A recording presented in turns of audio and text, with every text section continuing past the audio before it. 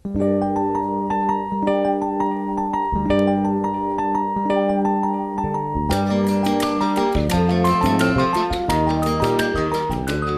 पुण्याला का पुरस्कार घ्यायला गेलो, आमचं नेहमी आहे कोणाला पुरस्कार द्या, एक अकाउंट गावात आहे, सगळा पैसा पुरस्कारात तिथं जमा होतो, सर्वांच्या सल्ल्याने खर्च होतो आणि एकटा कधीच जात नाही. जायचं झालं तर 10-12 जण जायचे.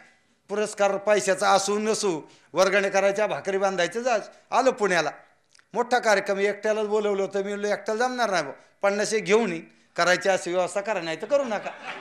करावं लागली त्यांना व्यवस्था, केली व्यवस्था, झालं तिथं. आणि नेमकी 2 जण असे होते, ते नेहमी डब्बाही नाहीत तसे दगड घेऊन बाहेर जाणारे.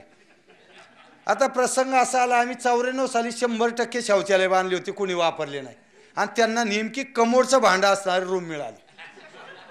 बसायचं कसं हेच कळालं नाही, शेवटी बाहेरच्याला जाऊन पाण्याने याला धुवा लागलं. आणि हा प्रसंग आल्या तो त्या रूम पार्टनरला म्हणला, सांगू नको बरं का गाव का कोणाला, हा काय गप्प बसल का, अख्ख्या गावात करून टाकलं. आणि जेव्हा आता काल आम्ही सुरुवात केली हे हगलदारी मुक्तीची, सर्वात पुढं तो म्हणला होता मला भांडं द्या, मला टॉयलेट संडास बांधायचं. असंच एक जणाचं काही श्रमदानाला बोलवलं की मुलाला पाठवायचं, पत्नीला स्वतः यायचं नाही. म्हणलं बरं, एक लक्षात राहत. आता एका कार्यक्रमाला नंतर त्यावेळेला राणेसाहेब सीएम झाले आणि विलासराव देशमुख साहेबांच्या जागेवाले होते, गेले होते लातूरला कार्यक्रमाला गेलो होतो, 1 नंबर सूट. ते कलेक्टर साहेब म्हणले काय ना आता इथं कोण नाही, तर आज आहे तर रा. जाताना गावातून 2-4 टाकून नेले.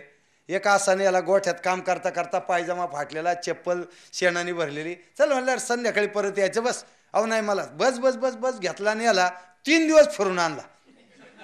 जेव्हा लातूरला गेलो आणि ती रूम दिली मला, ते म्हणले तुम्ही इथं आणि हे 2-3 जणाला पलीकडे. म्हणलं अरे असं नाही, त्यांनी काम केलंय, ते वरती झोपतेलं आणि इथं खाली बेडवर हे टाकून दे सतरंजी, तुझी गादी घास. मी खाली झोपलो, 2 जण, आणि त्याला वर झोपवलं दोघाला. आणि काय नाही, एवढं झालं. दुसरे 2 दिवस कार्यक्रम बिरक संपले, येताना जवळजवळ गाव आलं. आणि एवढंच म्हणलं अरे काल कसं काय बरी झोप आली तिथं. तू राव काय मजा असते राव मंत्र्यांची यांची, पण तुला माहिती का ती बेड अल विलासराव देशमुख साहेब मुख्यमंत्री असताना ती झोपायची बरं का. एवढं सांगितलं, बंद केलं मी. तो घरी गेल्या बायकोला सांगत होता मुख्यमंत्री ज्या खाटवर झोपायचे तीच जाऊन झोपलो होतो मी. आणि 2 दिवसांनी आम्ही गावात श्रमदान पुकारलं, सगळं घर तो म्हणलं तुम्ही घरा, आम्ही एवढ्या दगड उचलत होतात. म्हणजे ही सायकोलॉजी असती कारण अनेकांच्या बॅटऱ्या डिस्चार्ज. असंच एक वंदनीय राष्ट्रसंतांच्या शताब्दी सोहळ्याच्या कार्यक्रमाला मोजरीला तिथं खूप मोजरी आणि पलीकडे जन्म, त्यांचा आजवळ जन्मगाव.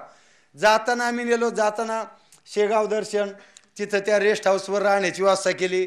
सगळे फेट्यावाले ज्यांनी गावच सोडले नाही असे जवळ 25-30 जण नेले. गेले त्या रूमवर, तिथं बसले. एक हॉलमध्ये सतरंजी टाकून दिलेली, सगळे झोपले. सकाळी उठले. आता गावाकडे कसं असतो, बाबा उठला, आंघोळ केली बाथरूममध्ये आणि धोतर बदलायला व्हरांड्यात आला. व्हरांड्यात आलं, वाचमन पळत आला, शेजार VIP तुम्हाला बाबा कळतो का नाही. खवळला बाबा पलीकडे गेले. मी म्हणलं अरे बाबा त्याला काय माहिती तुझा व्हरांडा काय. त्याचं गावात कसं असं, घराजवळ एक शेजारी दगड असतो, त्याला पोतळ आडवा असं, आणि तिथंच तो आंघोळ करीत असतो. आणि धोतर बदलताना मातीने भरू नये पण आज सांगाव घेतो आणि वाट्यावर येऊन बदलतो. त्या सवयीप्रमाणे आला तो इथं. एवढं मग ते सांगितलं त्या बाबाला तिथं की हे इथं रेस्ट हाऊस कसं असं काय कसं आहे पाहिल्यावर मग लोकांना कळतं. अरे ज्या माणसांच्या जीवावर आपण एवढं होतो, फिरतो, काम करतो, यांना खरं फिरवलं पाहिजे. मी आता दिल्लीच्या विज्ञान भवनात गेल्या ज्यावेळेस राष्ट्रीय जल पुरस्काराचं झालं त्यावेळी त्या पुरस्काराच्या वेळेस जाताना आम्ही 45 लोक विमानाने नेले. आणि जाताना काही आर्थिक हे होतं ना, तर काही मदत केली. आणि विमानात जायचं म्हणलं काय सगळेच विमानाने फिरतात, शेतकरी, फेट्यावाला, धोत्रावाला, 9 वारी साडीतली महिलासुद्धा नेली. आणि ज्यावेळी तिथं गेलो आणि गेल्यानंतर पहिलं सेशन पंतप्रधानांचं होतं, ते उद्घाटनात झाल्यानंतर टी ब्रेक होता मध्ये, आणि त्याच्यानंतर पुरस्कार वितरण राष्ट्रपतीचे असं पहिला ब्रेक झाला. आणि विज्ञान भवनामध्ये VIP प्रोग्राम सगळे अगदी तिथं गेल्यानंतर रोजच्या बातम्यामध्ये असतातच. बसल्या जागा बिगा तिथं गेल्यावर ते म्हणले 5 लोकांना परमिशन 45 येऊ देणार नाही. आम्ही म्हणलं आम्ही येत नाही. आणि मग ते बरंच केल्यानंतर मग दिला एंट्री दिली. म्हटलं खाली बसेल पण आत येऊ द्या फक्त. मग सर्वांचा प्रवेश झाला. 1 दिवस लढावं लागलं त्यासाठी. म्हणजे सिक्युरिटी आमकं तमकं. मग आज सगळे आले बसले. आणि ज्यावेळी तो कार्यक्रम झाला आणि मधला ब्रेक झाला, ब्रेक झाल्या VIP लंच ते ब्रेकने कसं असं गरम पाणी घ्यायचं, त्यात दूध टाकायचं, मग साखर टाकायची, चमच्याने फिरवायचं आणि 2च बिस्किट घ्यायचे, 15 मिनिटं खात बसायचे. आमचा हा पठ्ठ्या जे उठला ना, त्यांनी गरम पाणी नाही काय नाही, जे धरलं का बुचकुल्या बुचकुल्या बिस्किट घेऊन खात बसलो. ते सैफुद्दीन सोज साहेब मंत्री होते वॉटर रिसोर्सेस, सगळे इतके हसायला लागले. म्हणलं बघू दे ना, मी लांब बसून माझे त्यांना म्हणलं इथं आल्यावर घाबरायचं नाही, ही सगळी माणसं मूर्ख असतात म्हणलं, यांनी काही केलेलं नसतं, हे सगळं आपण कष्ट करून केलेलं आहे, यांच्यापेक्षा आपण खूप हुशार आहोत, घाबरले तर तुम्ही उपाशी राहताल. मग काय लागतंय त्यांना का म्हणलं तुम्हाला कुणी अटक करणार नाही काय नाही. एवढा सुंदर कार्यक्रम, एक प्लेटमध्ये बिस्किट ठेवलं नाही.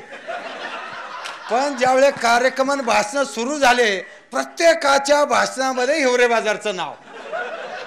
पहिल्यांदा या देशातला शेतकरी विज्ञान भवनात आला, फेट्यावाला कधीच आला नव्हता. आणि मग काय कार्यक्रम संपल्यावर अख्ख्या स्टेजवर फोटो काढायला. एवढं झालं, सगळं फिरवलं, दिल्ली बिल्ली, हरिद्वार, ऋषिकेश, आग्रा, ताजमहाल. आणि जाताना मग थेट गावाकडे गेले. गावाकडे गेल्या एक दिवस, अहो जवळजवळ 15 दिवस बायकोला हिंदीतच भाकरी मागत होता. आता आपली हिंदी कशी असते माहिती आहे ना.